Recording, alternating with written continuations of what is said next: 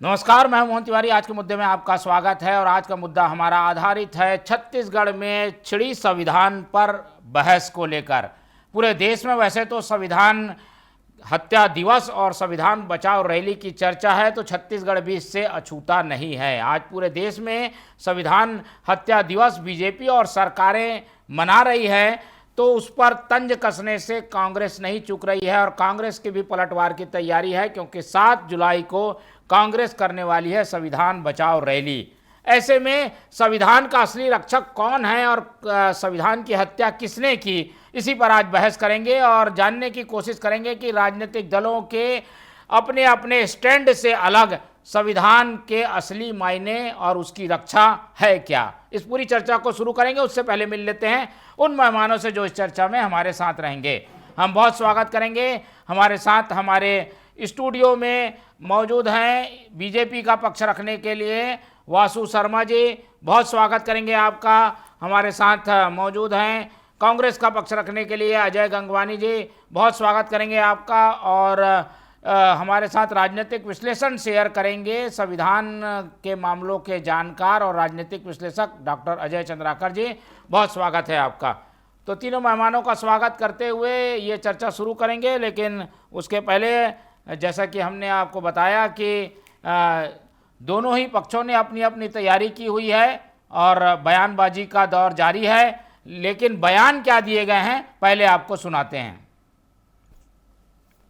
आज कैसे करते आपातकाल की 50वीं वर्षगांठ, जिसको हम लोग संविधान हत्या दिवस के रूप में मना रहे हैं। इस आपातकाल को हमारे परिवार ने भी झेला है। हमारे बड़े पिताजी स्वर्गीय श्री नरहरि प्रसाद साई जी 19 महीना वो भी जेल में रहे। जो संविधान हमारे देश का है और पूरे दुनिया में हमारा ये देश सबसे बड़ा लोकतांत्रिक देश है, और जो संविधान हम सभी लोगों को समान रूप से जीने का अधिकार देता है, अपने विचारों को रखने की, अभिव्यक्ति करने की स्वतंत्रता देती है, वो सबको इमरजेंसी के दौरान छीना गया। मीडिया जो लोकतंत्र का चौथा स्तंभ होता है, उसमें भी सेंसरशिप लगा दिया गया। 1975 का 25 जून वास्तव में काला दिवस था। जिस प्रकार उस समय के तत्कालिक राष्ट्रपति फखरुद्दीन अली अहमद साहब से 25 जून को हस्ताक्षर कराया गया और आपातकाल की घोषणा हुई, उस पूरे दृश्य को आप सचित्र देख सकते हैं। भारतीय लोकतंत्र के इतिहास का वह तिथि जिसे हम न भूल सकते न भुलाया जाना चाहिए। काले अक्षरों में लिखा गया तारीख है 25 जून, जो काला दिवस के रूप में आपके और हमारे बीच है। स्पष्ट रूप से संविधान में संदर्भित है। न किसी प्रकार के युद्ध की स्थिति थी, न कोई प्रकार का आंतरिक विद्रोह था, न देश में इस प्रकार की कोई आपात स्थिति आई हुई थी जिसे कोई भूकंप या कोई अन्य घटना हो। कोई भी प्रकार की विशेष परिस्थिति नहीं होने के बाद आपातकाल लगाने के पीछे एकमात्र कारण है सत्ता की लोलुपता और स्वार्थ से भरी हुई राजनीति और इंदिरा गांधी को सत्ता से ना उतरने का षड्यंत्र, जिसकी वजह से आपातकाल लगाया गया। आज के दिन 25 जून को भारत सरकार ने प्रजातंत्र हत्या दिवस के रूप में मनाने का फैसला लिया और शासकीय तौर पर इसका आयोजन हो रहा है। आप सबको पता है कि 25 जून 1975 को इंदिरा जी ने इमरजेंसी लागू की थी और वो इमरजेंसी संविधान के प्रावधान के तहत किया गया था। लेकिन आज पिछले 11 साल से हम लोग देख रहे हैं कि अघोषित रूप से इमरजेंसी लगा हुआ है। न्यायपालिका को कमजोर करने के हर कोशिश ये लोग कर रहे हैं। नेता यदि विरोध में बात कर दे तो उसको जेल में ठूस दिया जाता है, उसके घर ईडी, आईटी, सीबीआई सब के रेड पड़ने शुरू हो जाते हैं। तो इंदिरा जी ने तो घोषित रूप से इमरजेंसी लगाया था, लेकिन पिछले 11 साल से देश में अघोषित रूप से इमरजेंसी से भी ज़्यादा सब पर कार्रवाई हो रही है।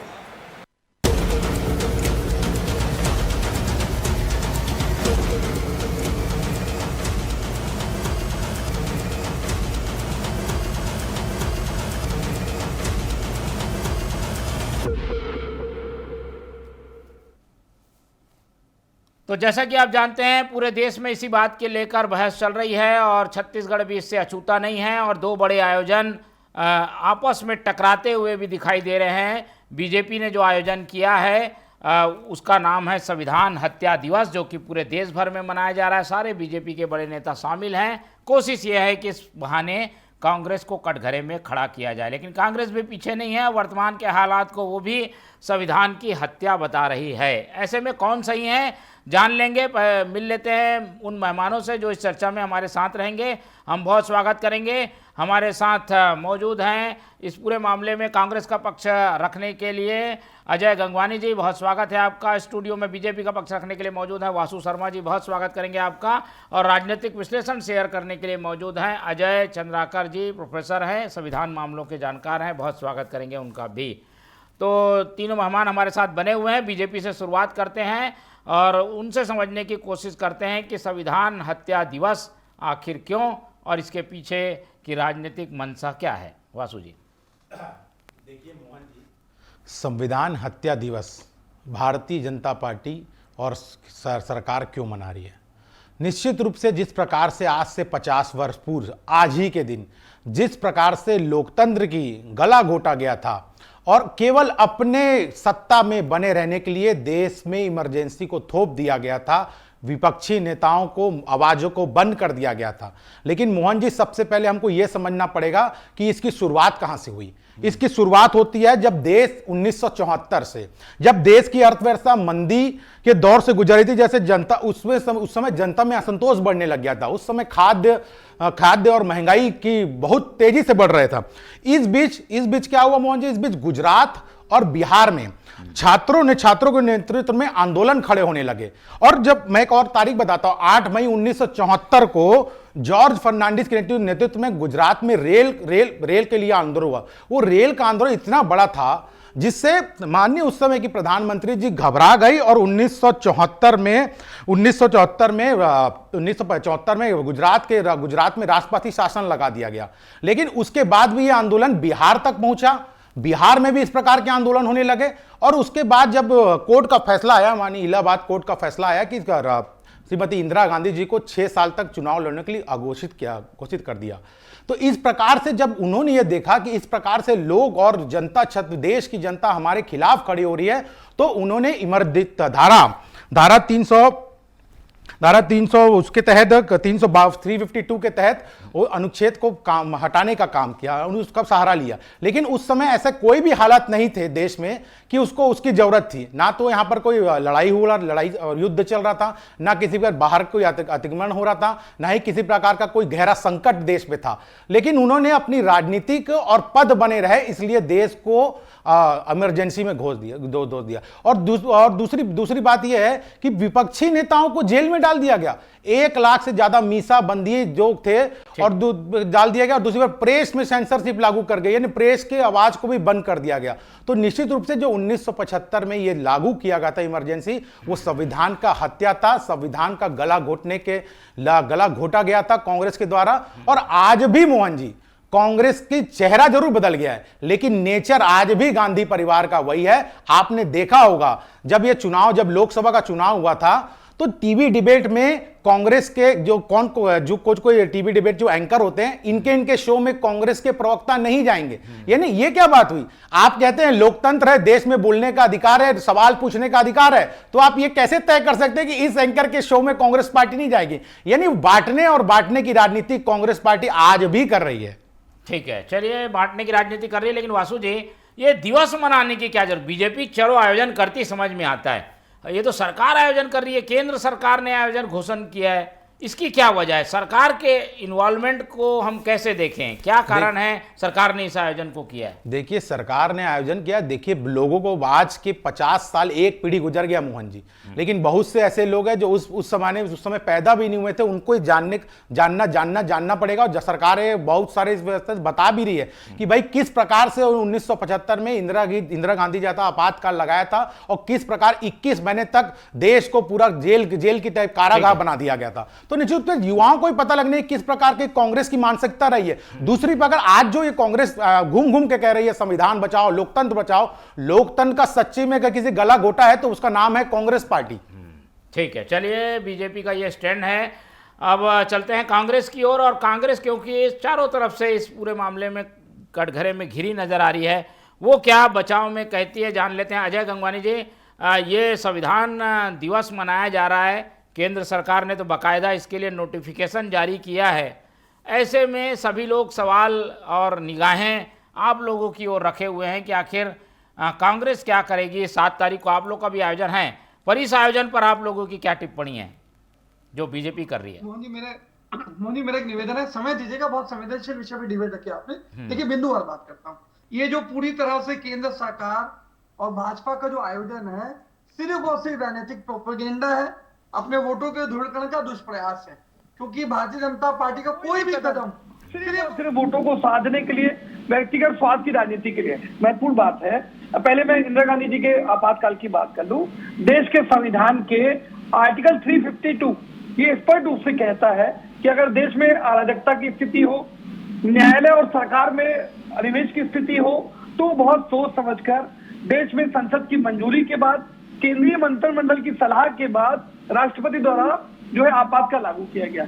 लेकिन महत्वपूर्ण बात है कि तब जो आपातकाल लगाया गया वो संविधान का रूप था। लेकिन हम देख रहे हैं 11 साल से, मैं आपके इसके महत्वपूर्ण उदाहरण दे सकता हूं कि देश में घोषित आपातकाल है, संविधानेतर जो है आपातकाल है। महत्वपूर्ण बात यह है कि जिस प्रकार से ईडी, आईटी, सीबीआई ये भारतीय जनता पार्टी के 3 जमाई बन चुके हैं। जो भी केंद्र सरकार या भाजपा के खिलाफ आवाज उठाने का प्रयास करता है, असहमति का स्वर जारी करता है या सत्ता पक्ष को आईना दिखाने का प्रयास करता है, ये राष्ट्रद्रोह मानने लगे हैं। आज ईडी जो है, आईटी जो है, टारगेटेड रूप से द्वेषपूर्ण कार्रवाई कर रहा है। देश का सर्वोच्च न्यायालय कहता है कि ईडी जो है अपनी सारी सीमाएं पार कर रहा है, टारगेटेड और द्वेषपूर्ण कार्रवाई कर रहा है, उसकी प्रक्रिया किसी प्रकार से पारदर्शी नहीं है। तो पहली महत्वपूर्ण बात मोहन जी कि देश की संवैधानिक संस्थाओं का, केंद्रीय एजेंसी का दुरुपयोग विपक्ष के स्वर को दबाने के लिए किया जा रहा है। ये सबसे बड़ा जो है तानाशाही और आपातकाल का संकेत है। दूसरी महत्वपूर्ण बात है, जिस प्रकार से भारतीय जनता पार्टी सत्ता बल और धनबल के दुरुपयोग से लगातार विधायकों की खरीद फरोख्त कर रही है। लोकतंत्र द्वारा चुनी गई सरकार, चाहे वो मध्य प्रदेश हो, गोवा हो, मणिपुर हो, महाराष्ट्र हो, लगातार लोकतंत्र द्वारा चुनी गई सरकार को गिरा के ये जो है लोकतंत्र का गला घोटने का प्रयास करते हैं। यह घोषित आपातकाल है।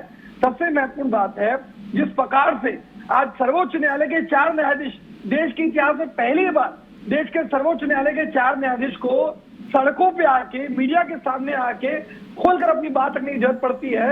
ये आपातकाल और तानाशाही का इससे बड़ा उदाहरण नहीं हो सकता। नहीं तो क्या ये कंपेयर कर रहे हैं क्या आप लोगों का जो आपातकाल था और अभी की स्थिति, ये क्या कंपेयर चल रहा है? बिल्कुल कंपेयर कर रहा हूँ मैं, बिल्कुल कंपेयर कर रहा हूँ मोहन जी। आपके लोकप्रिय चैनल के दर्शक ये महसूस करें कि मोदी सरकार के 11 साल के कार्यकाल में सबसे महत्वपूर्ण बात है, आप मोहन जी मीडिया के आप प्रतिनिधि हैं, लोकतंत्र का चौथा स्तंभ माना जाता है। जिस प्रकार से प्रेस स्वतंत्रता इंडेक्स लगातार 11 सालों में प्रेस की स्वतंत्रता पे सीधी चोट का प्रयास किया जा रहा है। आप ही अगर रायपुर की बात कर लो, मेडिकल कॉलेज में मीडिया के दौरे पर प्रतिबंध लगाया जा रहा है। मतलब जो लोकतंत्र का चौथा स्तंभ है, अभी भी कुछ बंदिशें हैं, ये कांग्रेस का कहना है। हम अजय जी से समझने की कोशिश करते हैं। एक पक्ष आपने सुना भाई कि संविधान की हत्या हुई थी इसलिए दिवस मनाया जा रहा है, दूसरा पक्ष ये कह रहा है कि अभी भी वही स्थिति है और उस समय घोषित रूप से हुआ था, अभी अघोषित आपातकाल है। क्या दोनों पक्षों को आप तौलते हैं और इस तरीके के दिवस की क्या औचित्य भी समझते हैं, क्या जरूरी है, होना चाहिए? अजय जी। मोहन जी, संविधान सभा में जब डिस्कशन हुआ तो वो विद्वानों का एक संगठन था और जब डॉक्टर भीमराव अंबेडकर जी भारतीय संविधान के निर्माण के समय यह प्रस्ताव रखे कि आपातकाल संविधान में हो तो बहुत सारे सदस्य उनका विरोध किए, लेकिन डॉक्टर अंबेडकर जी को सुनने के बाद अंत में संविधान में उसका प्रावधान किया गया। भारत में मैं सभी को करेक्ट करना चाहूंगा, भारत में 3 परिस्थितियों में आपातकाल लगाई जा सकती। नंबर 1, विदेशी आक्रमण का भय हो या विदेशी आक्रमण हो चुका।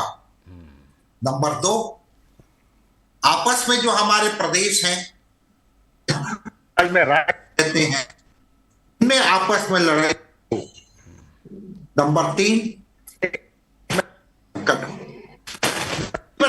हुआ कि पहला आपातकाल 1962 में लगा, भारत चीन युद्ध के लिए। दूसरा आपातकाल 71 के युद्ध में लगा। लेकिन चाहे अब 75 सारा का, लेकिन कंप्लीट वो चीज ये थी कि वहां समय चिमन भाई पटेल एक पास में जो भोजन करते थे उसमें वृद्धि राशि से वो दोनों की गई और वो गुजरात से फैलते फैलते कांग्रेस पास टाइम में आपातकाल का कि हाँ गलत, इसकी भी चर्चा होनी चाहिए, क्योंकि हम जिस देश को बिलोंग करते हैं, वो पितामह से जब पूछा गया कि सबसे वीर पुरुष कौन हो, पितामह का कहना सबसे वीर होता है। 2 मिनट कैबिनेट में आज मौन हो गया, अच्छी बात, लेकिन 700 किसान बॉर्डर में जब शहीद हुए तो उनके ऊपर 2 मिनट मौन नहीं रखा गया। कोविड में इतने लोग जब अपने शरीर छोड़ चुके, या फिर कुंभ में कितने लोगों का बिछड़ तो चाहिए। और मोहन जी ठीक, चिट्ठी है, देवराज चिट्ठी है, इसी तरह से अनेक लोगों की चिट्ठी है जी। भी ठीक है अजय जी, थोड़ी आवाज की दिक्कत आ रही है आपके साथ, आपके हेडफोन को थोड़ा हम चेक करवा लेते हैं, आवाज की दिक्कत आ रही है, जब तक हम प्रतिक्रिया ले लेते हैं। वासु जी, ये कहकर कि भाई आज से 50 साल पहले आपातकाल लगा था, आप अभी की चीज़ों को नहीं दबा सकते, चर्चा वर्तमान पे होगी और वर्तमान की चीज़ें भी हैं लोगों के सामने, उससे बचने के लिए तो ये आगे नहीं किया जा रहा है। मोहन जी, अच्छी बात है, बिल्कुल चर्चा होनी चाहिए। अभी जो है, अभी की पीढ़ी है, सरकार देख रही है, न भारतीय जनता पार्टी की सरकार देख रही है, लेकिन कांग्रेस पार्टी कह रही है कि अभी अघोषित आपातकाल है। कांग्रेस के प्रवक्ता टीवी चैनल में बैठ के भारतीय जनता पार्टी के खिलाफ सब कुछ बोल रहे हैं। उस समय आजादी थी कि आपातकाल में कांग्रेस के प्रवक्ता बता दें, उस समय तो आज टीवी में डिबेट छोड़िए, जेल के अंदर डाल दिया जाता था, ये सेंसरशिप लागू कर दिया था, यानी ये वो खबरें दिखाई जाती थी जो उनके अधिकारी कहते थे। अब ये आपातकाल की डेफिनेशन बता रहे हैं सबको, जनता को, तो जनता को ये मालूम तो होना चाहिए कि आपातकाल होता क्या है। मोहन जी, दूसरी बात, इनकी कांग्रेस की मानसिकता पे आपको जाना चाहिए। कांग्रेस ने नारा दिया India is Indira, India is India, India is Indira, तो ये नारा कांग्रेस पार्टी ने दिया। तो इससे मानसिकता झलकती है कि वो एक व्यक्ति की पूजा करने के लिए पूरे देश को आपातकाल में धो दिया। और दूसरा, अभी कांग्रेस के प्रवक्ता ने कहा कि मुख्य न्यायाधीश से लेके सारे लोग, अभी आपको और याद दिला दूं अजय जी, आपके समय आपातकाल के समय जस्टिस खन्ना जो सबसे सीनियर मुख्य न्यायाधीश थे, मुख्य न्यायाधीश को बनाना था, लेकिन केवल इसलिए नहीं बनाया गया क्योंकि उन्होंने सरकार के खिलाफ फैसला सुनाया था। तो ये आपातकाल के समय इस प्रकार से लोगों को कटोराघात किया, चाहे न्यायपालिका हो, विधायिका हो, सब पे कड़ा कड़ा प्रहार किया गया, जनता तक को नहीं छोड़ा गया आपने। और सरकारें कौन चलाया था उस समय? आरोप लगते थे कि संजय गांधी जी के पास पावर था, संजय गांधी निर्णय लिया करते थे कि इस प्रकार से लोगों के वहां दिल्ली में लोगों के घर तोड़ दिए जाते थे। तो आपातकाल के लोग जाने और समझे। और अभी आज जो कांग्रेस आरोप लगा रही है कि ये आपातकाल लग रहा है, अजय गंगवानी जी, वही पूर्व मुख्यमंत्री जी को सुन रहा था मैं, अजय जी भी कह रहे हैं कि आपातकाल उस समय सही निर्णय लेके लगाया था। तो अजय जी को यह बताना चाहिए कि अभी जैसे वरिष्ठ पत्रकार महोदय ने कहा कि ये निर्णय में आपातकाल लग सकता है, तो उस समय ऐसा कुछ था क्या कि आपातकाल लगाने का सिस्टम बना हुआ था क्या? तो अजय जी को एक बताना चाहिए। ठीक है अजय जी, आपातकाल की तो परिस्थिति वैसे समय थी नहीं, केवल उनकी कुर्सी पर खतरा था यानी प्रधानमंत्री के, इसलिए लगाया गया। और यही वजह है कि बार बार आप लोगों को आलोचना झेलनी पड़ती है उन सब बातों को लेकर। मैंने मेरे छोटे भाई वासुदेव जी की बात को बहुत ध्यान से सुना, उम्मीद करता हूँ मेरी बात भी शांति से सुनेंगे। ठीक है, बिंदुवार बात करता हूँ। आज मेरे छोटे भाई एक मानसिकता की बात कर रहे हैं। तो मानसिकता की बात करें तो महत्वपूर्ण बात यह है कि वही भारतीय जनता पार्टी है जब 26 जनवरी 1949 में देश में बाबा साहब अम्बेडकर का संविधान लागू होता है तो आरएसएस उसका विरोध करता है। आज संविधान की प्रतियां जलाता है, बाबा साहब अम्बेडकर के पुतले जलाता है और इस पर उससे आरएसएस के नेताओं का बयान आता है कि आरएसएस जो है मनुस्मृति पर आधारित नहीं है, ये संविधान किसी प्रकार से स्वीकार्य नहीं है। आज जो आरएसएस का मुख्य भ्रष्ट ऑर्गेनाइजर उसमें आर्टिकल छपता है कि संविधान को हम स्वीकार नहीं करते, हम खुद रूप से संविधान का विरोध करते हैं।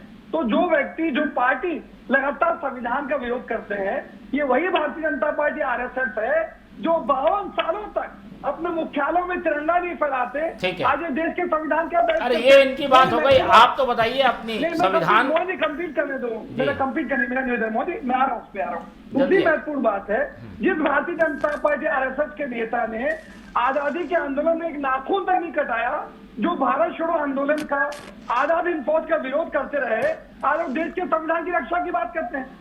आज जेपी जो इनके नारायण थे और जो थे लगातार अराजकता की स्थिति ला रहे थे, शांति को लगातार भंग करने का दुष्प्रयास कर रहे थे। मैं तो स्पष्ट रूप से कह रहा हूँ, तब जो आर्टिकल 352 के अंदर लगा था, अभी क्यों लग रहा है? क्यों आप अभिव्यक्ति की स्वतंत्रता को रोक रहे हैं? जो नहीं, अभी कौन सी अभिव्यक्ति की स्वतंत्रता रुकी है? अभी कौन सी रुकी हुई है?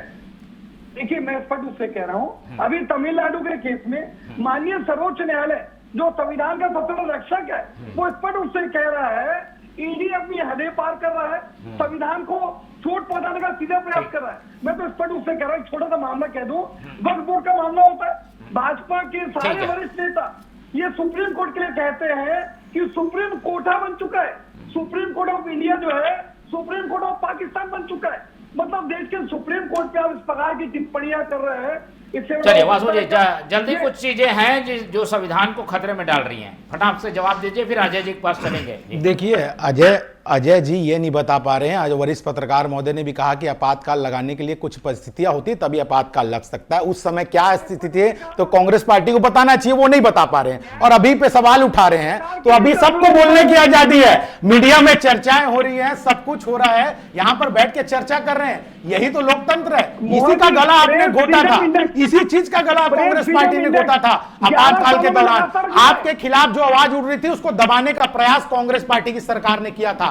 यही तो आपातकाल है। आज आप आरोप लगा रहे हैं, कांग्रेस पार्टी आरोप लगा रही है कि आपातकाल जैसा है। अरे आप बोल रहे हैं, आपके वरिष्ठ नेता बोल रहे हैं, राहुल गांधी बोल रहे हैं, सारे लोग बोल रहे हैं। अरे किसका मुंह बंद हो रहा है? सारे लोग बोल रहे हैं, लेकिन कांग्रेस पार्टी की जनता देख रही है कि जनता देख रही है किसके समय आपातकाल लगा था और किस प्रकार का काम हुआ था, जनता सब जानती है। आपको बताने की जरूरत नहीं है अजय जी, आप स्पष्ट कीजिए कि उस समय ऐसी स्थिति थी क्या कि केवल इंदिरा गांधी जी के चुनाव का रिजल्ट ऐसा हुआ? चलिए हम अभी राष्ट्रीय स्तर पे नहीं, प्रदेश स्तर पे ही बात कर रहे हैं। अजय चंद्राकर जी की ओर चलते हैं। अजय चंद्राकर जी, क्या इसका कुछ असर दिखता है? क्या एक पक्ष जो कह रहा है कि संविधान की हत्या हुई, दूसरा पक्ष संविधान बचाने की बात कह रहा है, आम जनता, आज की जनता पर इसका क्या असर पड़ेगा, ये दोनों पुराने मसले पर? बिल्कुल मोहन जी, आज अजय गंगवानी जी बहुत ही कठिन पीठ पर अपना वक्तव्य दे रहे हैं। मूल बात यह है मोहन जी कि जो इमरजेंसी था कांग्रेस स्वयं स्वीकार की है और वो माफी मांगी है। बिल्कुल, इसका मतलब यह है कि उस समय गलती हुई। 48 अध्यादेश उस दरमियान लाया गया 21 महीने में। चाहे अभिव्यक्ति की स्वतंत्रता हो, चाहे प्रेस की आजादी हो, बगैर किसी व्यक्ति को FRI किए हुए उसको अरेस्ट कर सकते थे। तो 9 राज्यों के हाई कोर्ट के द्वारा इसका विरोध किया गया, लेकिन सुप्रीम कोर्ट में 4 जजों का बेंच, उसमें 3 पक्ष में थे, इमरजेंसी के और जस्टिस खन्ना। आज सुप्रीम कोर्ट में एकमात्र मूर्ति लगा हुआ है जस्टिस खन्ना का, जो उस समय आपातकाल का विरोध किए थे। तो ये पुरानी बातें हो गई। आज की बात अगर हो रही है तो निश्चित रूप से लाल कृष्ण आडवाणी जी स्वयं बोले थे कि वर्तमान समय में देश में अघोषित आपातकाल है ये लाल कृष्ण आडवाणी जी का स्टेटमेंट रहा, तो तुलना हम नहीं करेंगे। चाहे इमरजेंसी वो जो रही 75 की, वो निश्चित रूप से संविधान में जो 3 प्रावधान है, तीनों परिस्थितियां नहीं थी, फिर भी फखरुद्दीन अली अहमद जी उसमें दस्तखत किए। और आज की बात है तो इसके ऊपर आडवाणी जी बहुत पहले स्टेटमेंट दिए। जरूरी नहीं कि आप सहमत हो या मैं सहमत हूं या विपक्ष सहमत है कि विपक्ष सहमत नहीं है। ठीक है, चलिए, इससे कौन सहमत है नहीं है ये अभी ज़्यादा असर नहीं करता, लेकिन लोग सब जानते हैं। अजय गंगवानी जी, अब आप लोग का पॉलिटिकल मूवमेंट क्या होगा? बीजेपी ने तो कर दिया, आज का अभी कार्यक्रम भी कर दिया, आप लोग इसका काउंटर कैसे करेंगे? पॉलिटिकल मूवमेंट कैसे होगा? क्या करने जा रही है कांग्रेस? जल्दी। देखिए मोहन जी, महत्वपूर्ण है, 7 जुलाई को हमारे राष्ट्रीय अध्यक्ष मल्लिकार्जुन खड़गे जी आ रहे हैं। किसान, जवान और संविधान, लगातार ये कार्यक्रम के साथ साथ लगातार राहुल गांधी जी ये प्रयास कर रहे हैं कि संविधान खतरे में। आज लोकसभा चुनाव के समय इन्हीं के नेता बयानबाजी करते हैं कि 400 सीट से ज्यादा लाएंगे और देश के संविधान को बदलेंगे। आज जो महत्वपूर्ण है कि देश के संविधान की आत्मा कहती है कि शोषित और वंचित वर्ग को उनका अधिकार मिलना चाहिए। लेकिन आरएसएस प्रमुख की बात करूं या इनके प्रवक्ता मनमोहन वैद्य की, लगातार वो कहते रहे कि आरक्षण की समीक्षा करके समाप्त करने का समय आ गया। महत्वपूर्ण बात यह है कि जिस प्रकार से देश में घोषित आपातकाल है, आज जिस प्रकार संवैधानिक संस्थाओं का दुरुपयोग किया जा रहा है, आज लोकतंत्र द्वारा चुनी गई शाखा को गिराया जा रहा है, आज किसान जो है बेचारों को सड़कों पर आके प्रदर्शन करना पड़ता है, 4 न्यायाधीशों को आज सड़कों पर रख के अपनी बात कहनी पड़ रही है। जल्दी, आज मीडिया की जो कांग्रेस करेगी अभियान, बस मेरे पास 30-40 सेकंड है, एक जवाब ले लेता हूं, जल्दी। देखिए मोहन जी, कांग्रेस कह रही है कि सरकार गिराए दे रही थी, तो अजय गंगवानी जी को मैं बता देना चाहता हूं, जब उनकी सरकार हुआ करती थी तो विपक्ष की सरकार केवल इसलिए गिरा दिया जाती थी क्योंकि केंद्र में वो पार्टी जीत नहीं पाई। बस इस कारण से विपक्ष की सरकार गिरा दिया जाती थी। कांग्रेस को अपना चेहरा देखना चाहिए, उसके बाद बात करना चाहिए। कांग्रेस की राजनीति में आपातकाल की बू नजर आती है। उनके चरित्र ऐसा है कि वो लोकतंत्र की बातें करते हैं, लेकिन लोकतंत्र का गला घोटने का काम कांग्रेस पार्टी ने किया है। इसका जवाब आपको देना पड़ेगा और माफी मांगना पड़ेगा देश से। आपको मांगना पड़ेगा अजय जी, आप इस बात को नहीं बता सकते, छुपा नहीं सकते। ये देश की जनता को जो आपने 21 महीने तक कारागार बना के रखा, लोगों को जेल में डाला, प्रेस की स्वतंत्रता छीनी, ये इसका जवाब आपको देना पड़ेगा। और आज भी चरित्र कांग्रेस का वैसा ही है जैसा उस समय था। ये नेता जरूर बदल गए लेकिन चेहरा वही है मोहन जी। ठीक है, चलिए, ये बहस तो लंबी चलती रहेगी और 7 जुलाई को एक बार फिर से बहस करेंगे तो जानेंगे कि कांग्रेस का भी पक्ष क्या है। लेकिन 2 बड़े अभियान आपस में टकराते हुए दिख रहे हैं। एक तो संविधान हत्या दिवस आज मनाया जा रहा है और संविधान बचाओ के अभियान को लेकर कांग्रेस मैदान में है। क्या इसका असर होगा, इस पर निगाह रहेगी। इस पूरी चर्चा में हमारे साथ वासु शर्मा जी जुड़े, उनका धन्यवाद। अजय गंगवानी जी ने समय दिया, उनका धन्यवाद। अजय चंद्राकर जी हमारे साथ जुड़े रहे, उनका बहुत बहुत धन्यवाद। तो तीनों मेहमानों को धन्यवाद कहते हुए आज की चर्चा ही खत्म करते हैं और आप लोग से रखते हैं उम्मीद कि आप लोग देखते रहेंगे TV 24। रखिए अपना बहुत ख्याल। नमस्कार।